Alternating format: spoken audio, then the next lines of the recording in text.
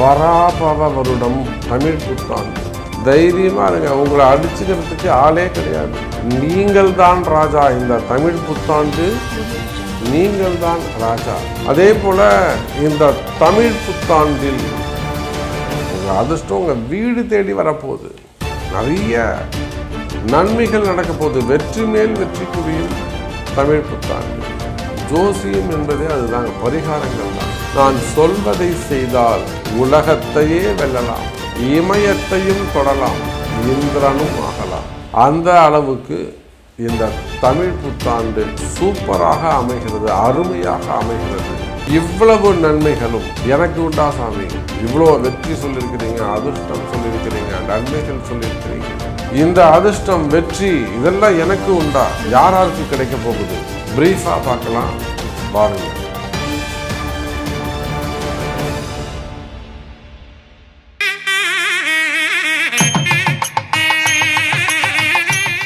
உலகம் முழுவதும் வாழக்கூடிய கடவுளருள் டிவி நேயர்கள் அனைவருக்கும் உங்கள் தாம்பரம் வாராகி ஈசனேசன் சுவாமியுடைய நல்லாசிகள், வாழ்த்துக்கள். ஜெய் வாராகி, ஜெய் ஜெய் வாராகி. அன்பு பக்தர்களே அனைவருக்கும் இனிய தமிழ் புத்தாண்டு நல்வாழ்த்துக்கள்.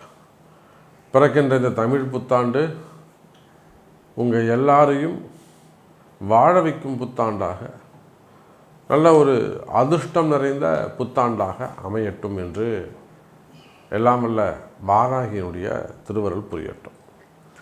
தமிழ் புத்தாண்டு இப்போது நம்ம எல்லாருக்குமே வருஷ பிறப்பு அப்படின்னு சொன்னாலே சித்திரை மாதம்தான். அந்த இங்கிலீஷ் கேலண்டர் ஜஸ்ட் அது ஒரு ஹிஸ்ட்ரி, வரலாற்று புத்தகம், அவ்வளோதான். டிசம்பர் மாதம் இது நடந்தது, மார்ச் மாதம் இது நடந்தது அப்படின்னு அது ஒரு அறிவிப்பு, ஒரு வரலாற்று சுவடு. இது இங்கிலீஷ் கேலண்டர். ஆனால் தமிழ் புத்தாண்டு தான் நமக்கு முக்கியம். ஏன் முக்கியம்னா, தமிழ் புத்தாண்டு தான் இந்த பஞ்சாங்கம் இருக்குது, அந்த வானிலை சாஸ்திரம் அதில் தான் இருக்குது. மார்கழி மாதம் எத்தனாம் தேதி மழை பெய்யும், எத்தனாம் தேதி வெயில் அடிக்கும், வெயில் இத்தனை டிகிரியில் இருக்கும், எங்கே பூகம்பம் வரும், எங்கே மழை அதிகமாக பெய்யும், எங்கே காய்ச்சல் இருக்கும், எங்கே ஜுரம் வரும், இது எல்லாத்தையும் முன்கூட்டியே சொல்லக்கூடியது நம்ம தமிழ் பஞ்சாங்கம் தான். அப்போ நமக்கு எது உண்மையான புத்தாண்டு அப்படின்னு கேட்டால், சித்திரை மாதம் பிறக்கக்கூடிய தமிழ் புத்தாண்டு தான் நமக்கு உண்மையான புத்தாண்டு. ஏன்னா அதை வச்சு தான் நம்ம முகூர்த்த நாட்கள் குறிக்கிறோம். நம்மளுடைய வாழ்க்கையை அதுதான் தீர்மானிக்குது. குரு பெயர்ச்சி எப்போ வருது, சனி பெயர்ச்சி எப்போ வருது, ராகுகேது பெயர்ச்சி எப்போ வருது, குரு வக்ரம் எப்போ அடைகிறாரு, எப்போ நிவர்த்தி ஆகிறாரு, எல்லாம் சொல்லக்கூடியது இந்த தமிழ் புத்தாண்டு, நம்முடைய தமிழ் பஞ்சாங்கம். இப்போ நீங்கள் தெலுங்கு ஆந்திராவாக இருந்தால் தெலுங்கு வருட பிறப்பு, கன்னடாவாக இருந்தால் கன்னடா வருட பிறப்பு, பஞ்சாங்கம் முக்கியம். அப்போ அப்பேற்பட்ட தமிழ் புத்தாண்டு இந்த 2026 14ஆம் தேதி செவ்வாய்க்கிழமை அன்றைய தினம் நடைபெறுகிறது. ஸோ ரொம்ப முக்கியமான ஒரு தமிழ் புத்தாண்டு. ஏன் அப்படி சொல்கிறேன்னா, இந்த வருஷத்துக்கு பேர் பராபவ வருடம் அப்படின்னு பேர். பேரை சொல்லும்போதே நமக்கு ஒரு அழகாக ஒரு மனசுக்குள்ளே ஒரு தாமரை மலர்ந்ததை போல, என்ன அதை சொல்லும்போதே மனசுக்குள்ளே ஒரு தாமரைப்பூ மலருது.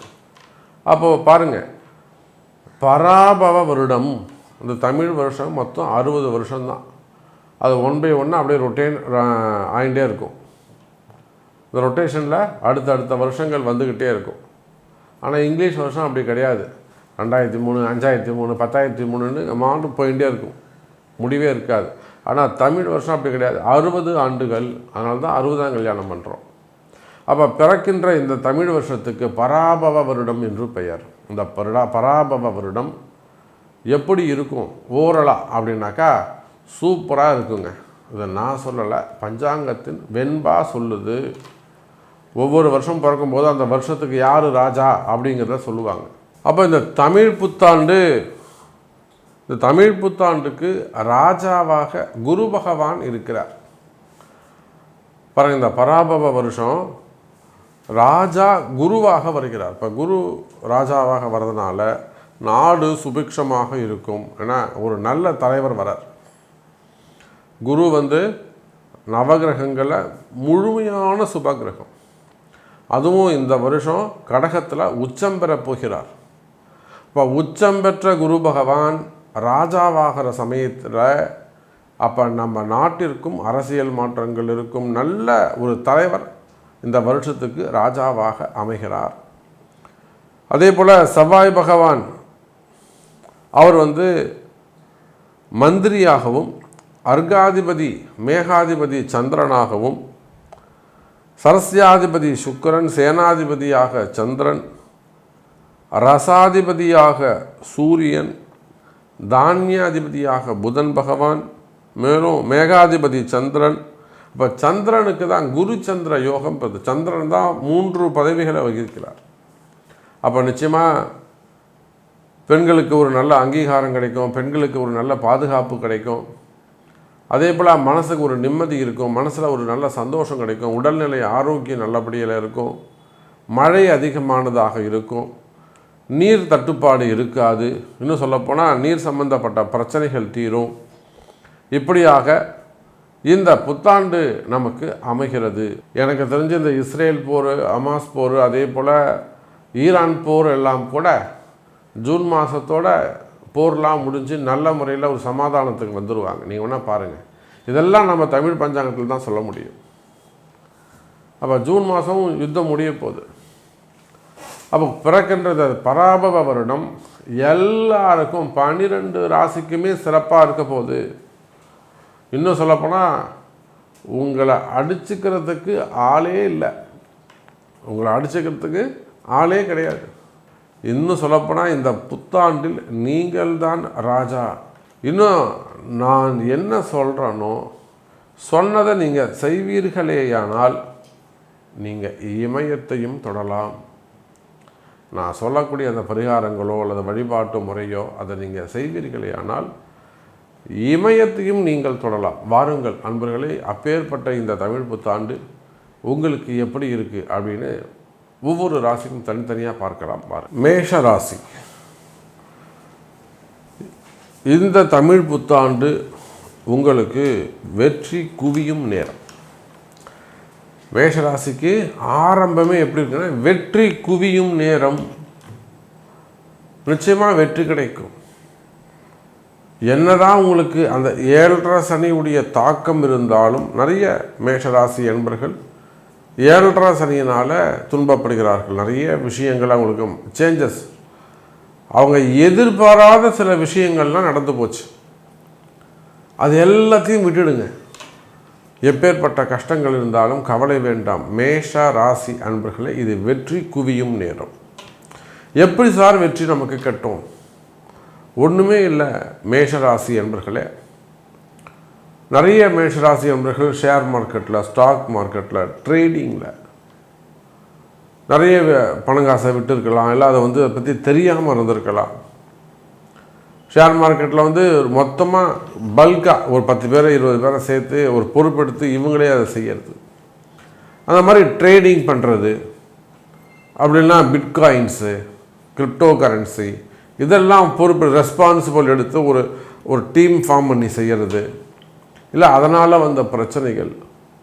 மெயினாக share market, stock market, trading.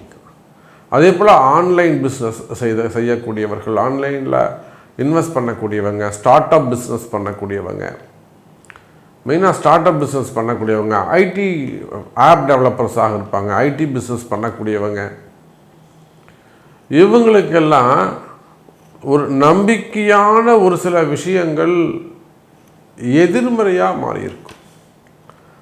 கூட இருக்கக்கூடியவங்களையும் அகைன்ஸ்டாக மாறி இருப்பாங்க. இல்லை நம்பிக்கையாக சொல்லியிருப்பாங்க, நான் அவங்களுக்கு செஞ்சு கொடுக்குறேன் சார் அப்படின்னு சொல்லுவாங்க. ஒரு முறை 2 முறை செஞ்சு கொடுப்பாங்க, 3ஆவது வரை மொத்தத்தையும் எடுத்துகிட்டு காணாமல் போயிருப்பாங்க. அப்போ இதெல்லாமே அபரிமிதமான ஒரு வளர்ச்சி. எப்படி சொல்கிறாங்க, ஆசையினால் வந்த துன்பம்னு சொல்லலாம். இல்லை அதையும் இன்னும் கொஞ்சம் கௌரவமாக சொல்லணும் அப்படின்னாக்கா கால சூழ்நிலைன்னு சொல்லலாம். அப்போ மேஷராசி என்பர்களே, இந்த மாதிரி share market, stock market, gold market, silver market, எனக்கு தெரிஞ்சு இப்போ நியர்பையாகவே கூட அந்த சில்வர் மார்க்கெட்டில் நிறைய பக்தர்கள், நிறைய அன்பர்கள் டிவோட்டிஸ் நிறைய அதை இன்வெஸ்ட் பண்ணியிருக்கிறாங்க. பட்டு இந்த ஈரான் போர் வந்ததுனால டோட்டலாக எல்லாமே மார்க்கெட்டே கொலாப்ஸ் ஆகி போய் நிற்குது. அவங்களுக்கு திருப்பி கட்ட முடியல, கொடுத்த வாக்குறுதியை காப்பாற்ற முடியல. அப்போ இந்த மாதிரியெல்லாம் அந்த ஏற்ற இறக்கங்கள், பங்குச்சந்தையில் வரக்கூடிய ஏற்ற இறக்கங்கள், அதை நான் சொல்கிற மாதிரி கோல்டு மார்க்கெட்டாக இருக்கலாம், ஸ்டாக் மார்க்கெட்டாக இருக்கலாம், இல்லை சில்வர் மார்க்கெட்டாக இருக்கலாம், ஷோரூமாக இருக்கலாம். புரியுதுங்களா? பெரிய பெரிய ஷோரூம் வச்சு நடத்தக்கூடியவர்கள், டூ வீலர் ஷோரூமோ, கார் ஷோரூமோ, இல்லை silver showroom, textile showroom, super market, இன்னும் என்னெல்லாம் ஷோரூம்ஸ் இருக்கோ நீங்கள் எல்லாம் மனசில் வச்சுக்கோங்க. Home appliances. அப்போ எதுவாக இருந்தாலும் மேஷ ராசி அன்பர்களே வெற்றி நிச்சயம். இந்த வருஷம் பராபவ வருஷம், வெற்றிகள் குவியும் காலம். காரணம் என்னங்க? உங்கள் ராசிநாதன் செவ்வாய் பகவான் தான் இந்த இடத்துல மந்திரியாக வருகிறார். செவ்வாய்க்கு தான் அந்த மந்திரி மினிஸ்டர் போஸ்டிங் கொடுத்துருக்குறாங்க. குரு சூப்பர், குரு மங்கள யோகம் ஏற்படுகிறது. ராஜா உடைய அரசவையில், குருவுடைய அரசவையில் உங்கள் ராசிநாதன் செவ்வாய் தான் மந்திரி. அப்போ மேஷ ராசி என்பவர்களே, ராசிநாதனுக்கு ஒரு நல்ல ஒரு ரெகக்னைஸ் கிடைச்சதுனால, உங்கள் ராசிநாதனுக்கு ஒரு நல்ல ரெகக்னைஸ் கிடைச்சதுனால, ஒரு ஆத்தரைசேஷன் கிடைச்சதுனால, அந்த போஸ்டிங் கிடைச்சதுனால, இந்த வருஷம் பிறக்கின்ற இந்த தமிழ் வருஷம் நம்முடைய மேஷராசி அன்பர்களுக்கு எல்லாம் சுபமாக அமையப்போகுது. உங்கள் மனசில் இருக்கக்கூடிய கஷ்டங்கள், உங்கள் மனசில் இருக்கக்கூடிய பயம், நீங்கள் யாராக இருந்தாலும் சரிதான், உள்நாட்டில் இருக்கலாம், வெளிநாடுகளில் இருக்கலாம், மனசில் தேவையில்லாத பயம் இருக்குமேயானால், வெளிநாட்டில் இருக்கிறீங்க, ஒரு டிப்ரெஷனில் இருக்குது, அல்லது ஃபேமிலியில் கொஞ்சம் ஹெல்த் இஷ்யூஸ் இருக்குது, பசங்களுக்கு உடம்பு சரியில்லாமல் இருக்குது, ஆட்டிசம் ப்ராப்ளமாக இருக்குது, சம்திங் ராங், ஒரு உடல்நிலை ஆரோக்கியம், ஆயுள் பாவம் சம்பந்தப்பட்ட பிரச்சனைகள். அப்போ இந்த மாதிரியெல்லாம் மனசில் பயம் இருப்பது, எதிர்காலத்தை ஃப்யூச்சரை பற்றின பயம் இருப்பது, ஆயுள் பாவங்கள் சம்பந்தப்பட்ட பயம் இருப்பது, ஹெல்த்து சம்மந்தப்பட்ட பயங்கள், மனசு எல்லாமே எனக்கு கரெக்டாக இருக்குதுங்க சாமி, இன்கம் சூப்பராக இருக்க, மாதம் நான் 2 லட்ச ரூபா சம்பாதிக்கிறேன், ஆனாலும் மனசு பயப்படுது. அதுக்கு காரணம் அந்த ராகு. அப்போ பாருங்கள், 10வது மாதம் ராகுகேது பயிற்சி நடந்துடுத்துன்னா, கடகத்தில் இருக்கக்கூடிய குரு பகவான் ராகுவை கண்ட்ரோல் பண்ணுவார். அப்போது அதே ராகு 4-10 மேஷத்துக்கு அமையப்போகுது. அப்போ இதெல்லாம், இந்த மாதிரியான கிரகங்களை எல்லாம் ஒரு கால்குலேட் பண்ணி மேக்ஸ் கணக்கு போட்டு அதன் பின்பு தான் சொல்கிறோம் மேஷ ராசிக்கு இது வெற்றிகள் குவியும் நேரம். அப்போ உங்களுக்கு எந்த மாதிரியான கஷ்டங்கள், எந்த மாதிரியான ஒரு மனசில் பயம் இருந்தாலும், அல்லது மனசு குழப்பமாக இருக்கலாம், மனக்குழப்பங்களாக இருக்கலாம், அல்லது தேவையில்லாத ஒரு கவலைகள் இருக்கலாம், பிள்ளைகளை பற்றிய கவலைகளாக இருக்கலாம், பசங்களை பற்றின கவலைகளாக இருக்கலாம். அப்போ எதுவாக இருந்தாலும் கவலை வேண்டாம். மேஷ ராசி அன்பர்களே, நன்மை நடக்கும். முழுக்க முழுக்க நன்மைகள் நிறைந்த வருடமாக இந்த வருஷம் அமைகிறது. நாம் என்ன சொல்கிறோமோ, நான் சொல்வதை அப்படியே செய்வீர்களேயானால் இமயத்தையும் நீங்கள் தொடலாம். இமயமலைக்கே நீங்கள் ஏறலாம் சார். அந்த அளவுக்கு இந்த பராபவ வருஷம் மேஷ ராசி அன்பர்களுக்கு உங்கள் கஷ்டமெல்லாம், நீங்கள் சின்ன குழந்தையிலிருந்து வயோதிக பருவம் வரையில் நீங்கள் யாராக இருந்தாலும், உங்களுக்கு ஆணாக இருக்கலாம், பெண்ணாக இருக்கலாம், வேலைக்கு போகக்கூடியவங்களாக இருக்கலாம், அப்போ நீங்கள் யாராக இருந்தாலும் உங்களுடைய கஷ்டங்கள் காணாமல் போகும். கவலை வேண்டாம் மேஷ ராசி அன்பர்களே. அப்போ ஓகே சாமி, எனக்கு எல்லாமே நல்லது நடக்கட்டும், ஆனால் நான் இவ்வளோ ஒரு ட்ரபுளில் இருக்கேன், நீங்கள் அவ்வளோ பாசிட்டிவாக நன்மையாக சொல்லியிருக்கிறீங்க, நான் இவ்வளோ கஷ்டத்தில் இருக்கேனே, இந்த கஷ்டம் எனக்கு எப்படி தீரும், எப்பொழுது தீரும், உண்மையிலே தீருமா அப்படின்னு உங்களுடைய கேள்விகள் இருக்குமே. ஆனால் அதுக்கு உங்கள் பிறப்பு ஜாதகம்தான் முக்கியம். ஏன்னா இப்போ என்ன தசாபுத்தி நடக்குது, கோச்சாரங்கள் எப்படி இருக்குது, நாம் சொல்லக்கூடிய நன்மைகளெல்லாம் உங்கள் ஜாதகத்துக்கு உங்களுக்கு ஒத்து வருமா, நடக்குமா அப்படிங்கிறதெல்லாம் உங்கள் பிறப்பு ஜாதகம்தான் பேசும் மேஷ ராசி அன்பர்களே. அப்போ இந்த பிறந்திருக்கக்கூடிய பராபவ வருடம் 100% வெற்றி உறுதி. கவலை வேண்டாம் மேஷ ராசி அன்பர்களே. சந்தேகங்களுக்கு உங்கள் பிறப்பு ஜாதகம் பேசும். அதே போல் இந்த தமிழ் புத்தாண்டு குடும்பத்தில் மகிழ்ச்சி இருக்கும். கணவன் மனைவியிடையே அதாவது ஒரு கருத்து வேறுபாடு இருந்திருக்கலாம், பிரிவுகள் இருந்திருக்கலாம், பிரிந்த உறவுகள் ஒன்று சேரும். மெயினாக ஃபேமிலியில் ஒரு நிம்மதி இருக்கும். காரணம் என்னென்னு கேட்டிங்கனாக்கா, இந்த தமிழ் புத்தாண்டில் தான் நிறைய சுபத்துவமான கிரக பயிற்சிகள்லாம் அமையுது. மெயினாக இந்த குரு பயிற்சி எல்லாருக்குமே ஒரு நல்லது செய்யுதுங்க. அதாவது நல்லார் ஒருவர் உளாராயன் அவர் பொருட்டு எல்லோருக்கும் பெய்யும் மழை. வள்ளுவர் சொன்னதை போல இந்த குரு பகவான் ஒரே ஒருத்தர் மட்டும் நல்ல கிரகம் சுபகிரகம் உச்சம் அடையுமே ஆனால் அது குடும்பத்தில் எல்லாரையும் காப்பாற்றும்.